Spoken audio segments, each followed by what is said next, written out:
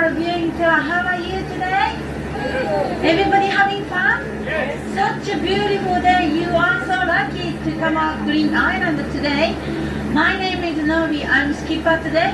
We have a life jacket just above your head. If something happens, I'm gonna let you know. Please grab yourself. It's exactly same as a Big Cat or Reef rocket. Everybody traveling today. We also have a two life ring just behind me. As you can see, orange things on the surface, they are all coral. So 1 o'clock, we just had a low tide today. I'm gonna try to get a bit farther out from here and it's showing a beautiful coral around there. Before that, I'm just coming to call fish bombing. I will show you a couple of different type of fish around the fish bombing. And also, I'm gonna doing fish breeding. First of all, underneath here, these one all seagrass. So lots of seagrass around the Green Island. This is very important for turtle. So turtle love to eat seagrass. We have two different type of turtle you can see on the island. One is very common one called green sea turtle, and then another one called hawksbill turtle. If I can see from the surface, I'm gonna let you know. But sometimes they're eating seagrass or they just rest on the seagrass. So here we are now on the fish bombing. If you can see anything looks like a French bird on the sand, they are all sea cucumber. We have a couple of different type of sea cucumber on the sand. So basically fish is very, very smart. They know where they can get the fish food. They always stay around the fish bombing. So just coming underneath here, this one called a butfish, like a Batman butfish. And also silver one called tea leaf trevally.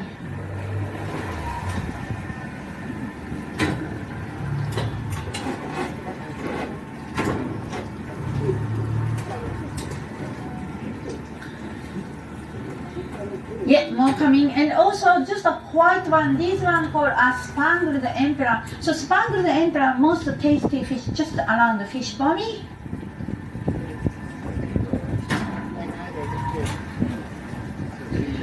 As you can see on the right side of the windows, you can see from the surface yellow tail with blue body fish. This one called yellow tail fusilia, or we also call banana fish because their tail looks like a banana.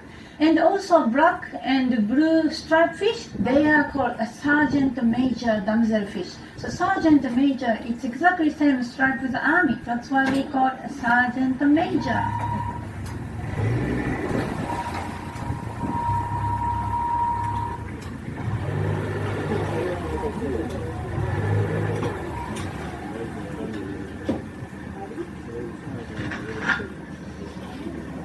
Alright everyone, have a look from the window first. We're gonna show some fish food on your right side, my right side. Just have a look. 1, 2, 3. So also you can see some seagull waiting fish food on the top of the roof. We're gonna try to get some fish food from the fish.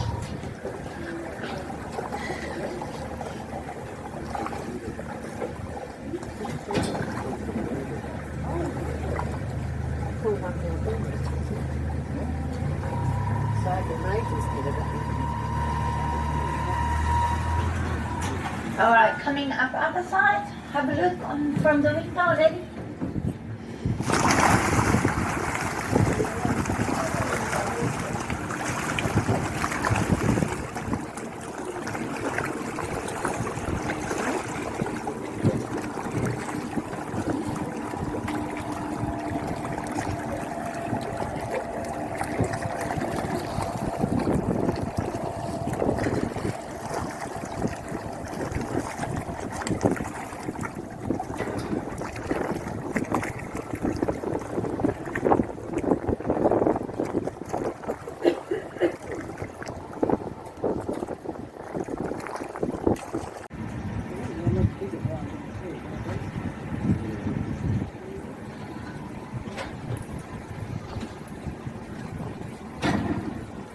So you can see lots of fish here. But around Green Island, we call green zone. No one cannot do fishing around here. As you can see on the left side from the window, straight ahead, you can see big mountain. They are called Fitzroy Island. Fitzroy Island is a continental island, so you can do fishing around Fitzroy Island. So Fitzroy Island around there, it's a very strong current. So on the weekend, some local people bring fish, like a boat, and doing fishing around Fitzroy Island.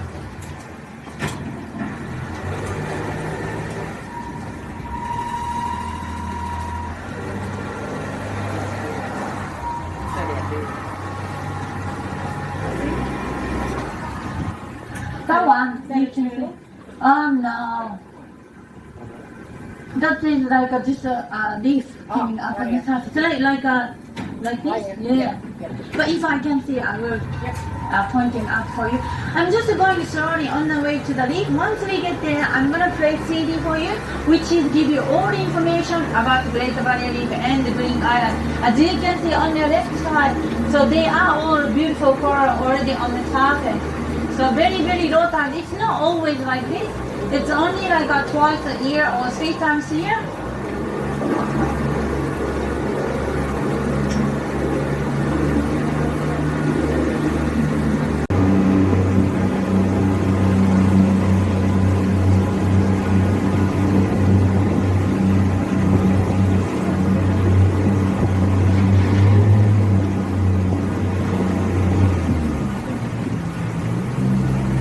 So lots of called pineapple sea cucumber on the sand as well. So it looks like very white, but when we bring up to the surface, it's very red color, like here. So pineapple sea cucumber.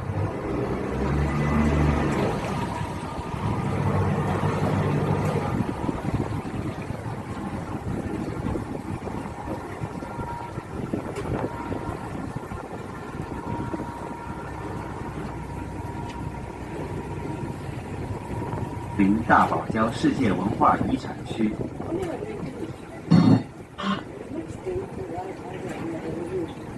Welcome to the Great Barrier Reef World Heritage Area. This reef is a very special place. It is the largest reef structure in the world, making up about 1/5 of the world's total reef area. It extends about 2,300 kilometres or 1,300 miles down the entire east coast of Queensland. It is so large that astronauts can see it from space.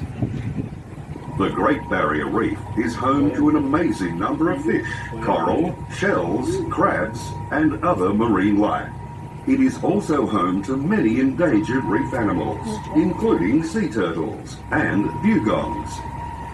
The Great Barrier Reef Marine Park was established in 1975 by the Australian Federal Government and was listed as a World Heritage Area in 1981. Green Island Reef is fully protected. Fishing and taking anything from the reef and the island is banned.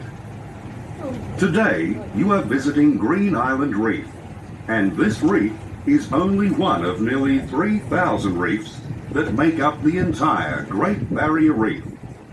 If you look closely as we come close to the reef, you will see the reef is a 3-dimensional structure with some form of marine life living in every space. Although some reef animals are difficult to see because they live tucked into the reef for protection, some are clearly visible on top of the reef. Soft corals are a fast-growing and hearty type of coral. They are abundant on reef flats because they can tolerate temperature changes and rough seas. And many species have strong toxins in their tissue. Combined, these features provide a highly effective barrier against predators. The primary animal that can still manage to feed on soft corals is a marine turtle. Sea cucumbers are commonly found on the reef flat and in sandy patches. They look a bit like loaves of bread, but come in many colours and sizes. These animals play a really important role in helping to keep the reef clean. By over 450 million years. You can also see some of the brightly coloured clams embedded in some of the bolder corals. These are burrowing clams that use their shells to grind out a space to live in the coral skeleton. By being surrounded by the hard coral skeleton, these clams are well protected from fish and other predators.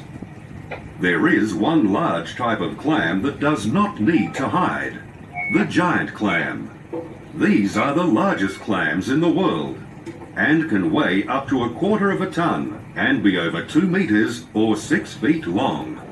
Although these clams are critically endangered in other parts of the world, they are fully protected here in the Great Barrier Reef. As we cruise over the reef, you will notice patches of broken coral rubble. This is a natural part of the reef system. The dead broken coral plays an important role in reef development. Wave action from cyclones and rough seas break apart live coral and toss it around. The large coral pieces fill gaps in the reef and become part of the reef structure and provide places for marine animals and new corals to live. The smaller coral pieces are eventually ground into sand that contributes to the ongoing formation of Green Island. If you look out the side of the boat, you can see beautiful Green Island. Green Island is a type of island called a sand cay. It is basically a large mound of sand piled up on top of the reef. Its highest point is only a few meters or yards above sea level. Scientists believe that it started forming about 8,000 years ago. Several factors played important roles in the formation of the sand cay. The island started as a sandbank that would attract roosting seabirds. The seabirds left behind droppings that cemented the sand together and helped keep it from being washed away by waves. The droppings also provided fertilizer for seeds that drifted in. Some seeds, such as coconuts, can drift at sea for over 5 months and still germinate. Although there are several vegetated cays in the Great Barrier Reef, Green Island is the only one that supports a small rainforest. There are over 120 types of trees growing on the island. Green Island has an amazing history. Long before Captain Cook explored the Great Barrier Reef, this area was used by local Aboriginal tribes for fishing and hunting grounds. Today, traditional hunting and fishing is still permitted within these waters. Captain Cook first sighted Green Island during his exploration of the Great Barrier Reef in 1770 on board the HMS Endeavour. He named the island in honour of the ship's astronomer Charles Green. For the next century, Green Island was used as a resting place for fishermen and explorers to the region. But by the end of the 1800s, Green Island had become a popular reef tourism destination with the introduction of the first regular ferry service from Cairns. In 1937, the world's first glass-bottom boat was launched here at Green Island. It was the first time that tourists could see the amazing beauty of the reef without getting wet. Later, in 1954, the world's first underwater observatory was put in place at the end of the Green Island jetty and remains open today more than half a century later.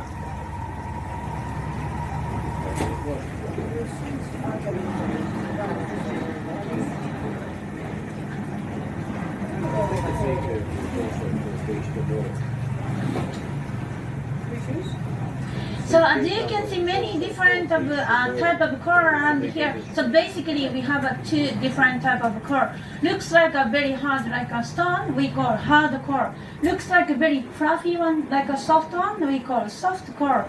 We have over 300 different type of hard coral, and also over 150 different type of soft coral in the Great Barrier Reef.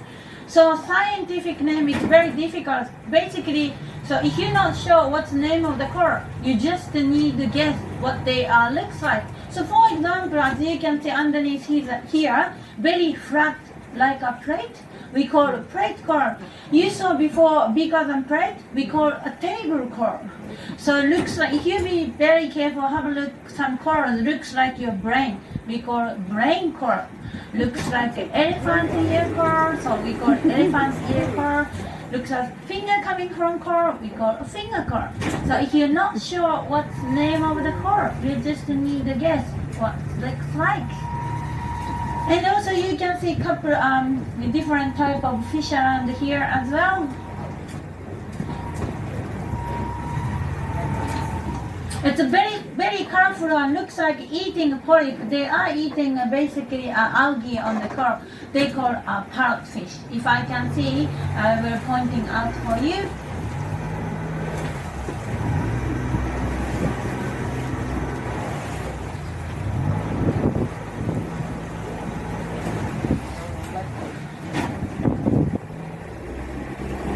So as you can see on the left side, we always all the way around here, coming back to the front of the reef.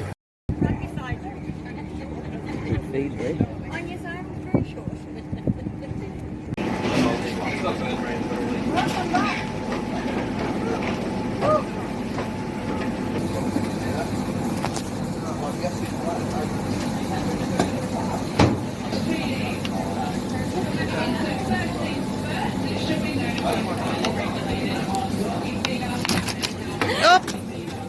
Oops, sorry.